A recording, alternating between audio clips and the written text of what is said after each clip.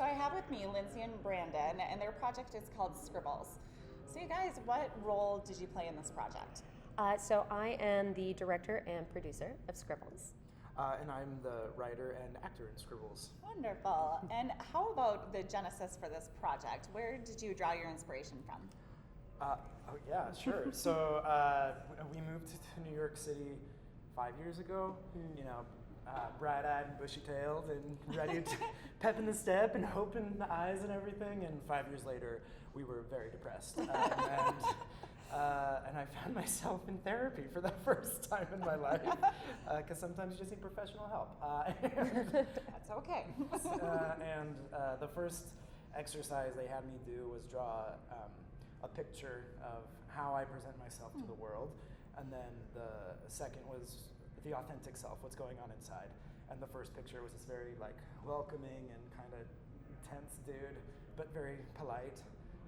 And I didn't know what to do for the second drawing, so I just like started literally scribbling, and it was this mess of squiggles and lines. And I just had this like amazing moment where I was like, oh, there's some beauty in this messy thing, and weird pictures started like popping out and talking to me, and this little like demonic pixie fairy thing was in there that I saw, and then the story quickly came after that. So it became a story about this depressed illustrator whose drawing comes to life and forces him to face his demons. Yeah. That's amazing. Yeah. Actually, that's a really great story. Thank you for sharing.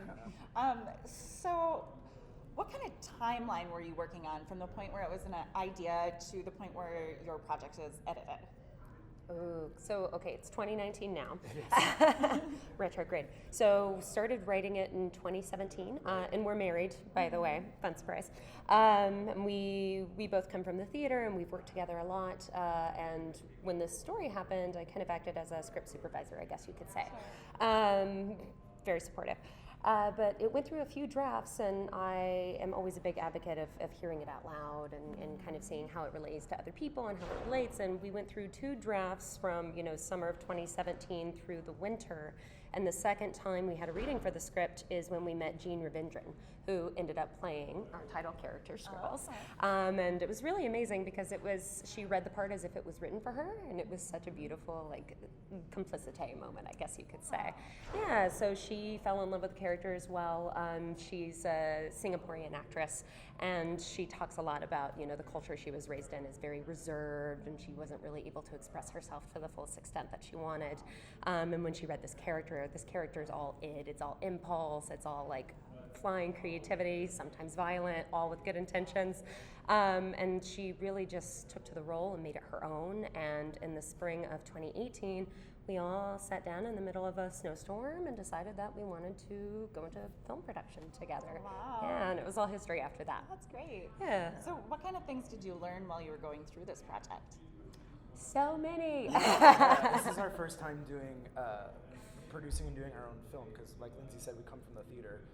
So we learned quite a lot about just the logistics of production, We had like general ideas, but going through it is completely different. Absolutely. I know you had your own experience in working more closely with like the cinematographer and editor, so yeah.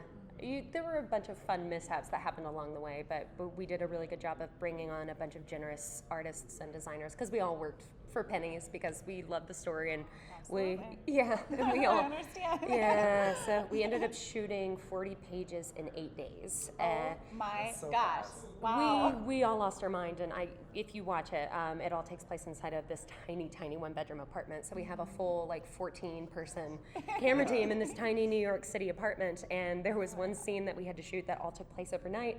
And because we were shooting in April, it was during the winter in New York City.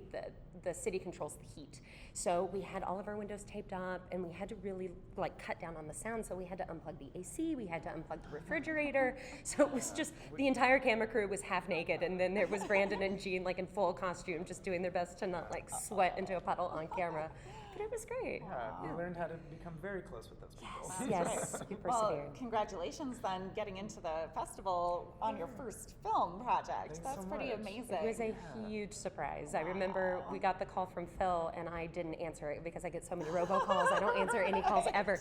And I heard, "This is Phil calling from Catalyst Content Festival," and I go, "Oh my God, I have to call him back!" So yeah, it was a really great surprise I for actually us. got the privilege of like sitting like this near the phone when he called a couple of people, and it was just like, this is why I do this. It's great. So what's next for you guys? Do you have any other projects underway, or plan on taking this project a little further, or Yeah. what's the Definitely. We plan? have, so currently it is a 10 episode series, and we have completed 4 episodes. So next for us is finishing the remaining 6 and completing the Scribbles story. And then we have a couple of other works just kind of in, pre-production mode. We have a short, a little bit of like a feature further down the line. Yeah. So those are the 3 big things that are kind of on our docket. Yeah, so if you want to watch it, it's all live online. You can find us on YouTube at Scribbles the Series, but you can also find all of our episodes at www.scribblestheseries.com. Yeah.